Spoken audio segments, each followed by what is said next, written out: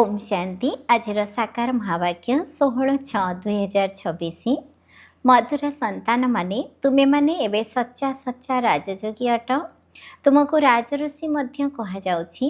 राजऋषिर अर्थ ही पवित्र। प्रश्न तुमे संतान माने मनुष्य मानक मायारूपी रावणर पंकरु केबे बाहर करि परिबो? उत्तर जेतेबेले तुमे माने निजे सेई पंकरु बाहरी जाइथिबो। पंकरु बाहरी आसीथिबा आत्माकर लक्षण हिला इच्छा मात्रम अविद्या अर्थात संपूर्ण अनासक्त वृत्ति।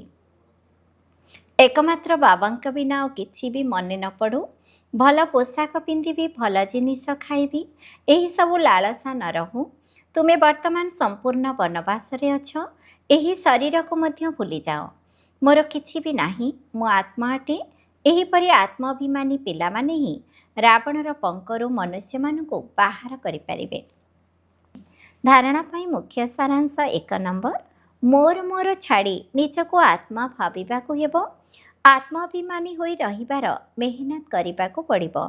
एठारे बिल्कुल बनवासी अवस्था रे रहिबाकु पड़िबो।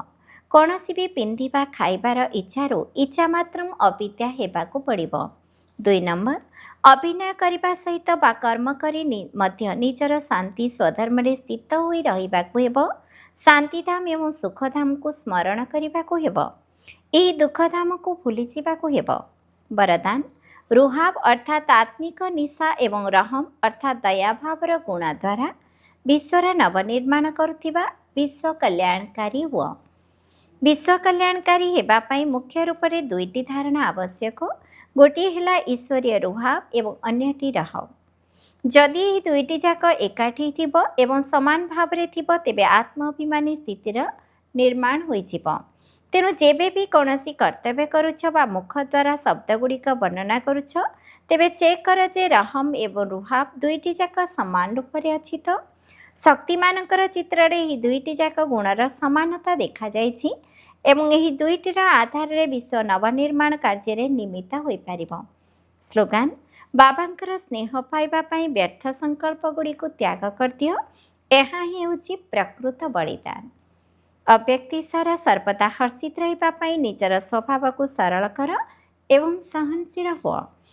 जे निजे जेतिकी सरल होइथिबो सेही अनुसार तांकर जोग मध्य सरल होइजिबो। जे जेतिकी सबु कथारे स्पष्ट अर्थात सफा थिबो सेतिकी सरल मध्य होइथिबो। जे निजे जेपरि होइथाए तांकर रचना मानक भितरे मध्य सेही संस्कार रहिथाए। तेणु प्रत्येक गुणर वास्तविक स्वरूपर दृष्टांत दियो। ओम शांति।